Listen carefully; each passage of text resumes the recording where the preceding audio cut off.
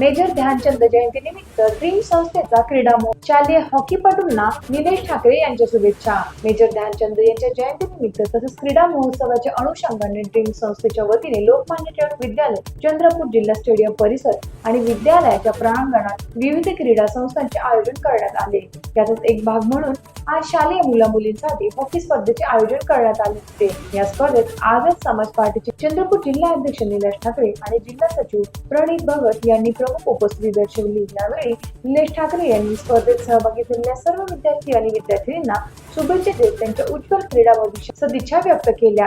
शालेय स्तरावर खेळताना मेहनत, शिस्त आणि सातत्य कायम ठेवले तर भविष्यात राज्य तसेच राष्ट्रीय स्तरावर नाव कमावता येईल. चंद्रपूरची नवी क्रीडा क्षेत्रात उज्ज्वल करण्यासाठी विद्यार्थ्यांनी प्रयत्न करावेत असे आवाहनही निलेश ठाकरे यांनी केले. संस्थेच्या वतीने दरवर्षी मेजर ध्यानचंद जयंती आणि क्रीडा महोत्सवानिमित्त विविध स्पर्धांचे आयोजन करून विद्यार्थ्यांना आपले कौशल्य दाखवण्याची संधी दिली जाते.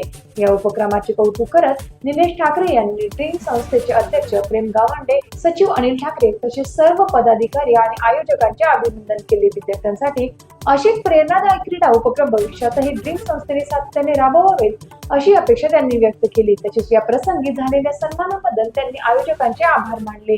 टाइम्स ऑफ महाराष्ट्रसाठी चंद्रपूर शहर प्रतिनिधी अमर चांदेकर यांचा रिपोर्ट.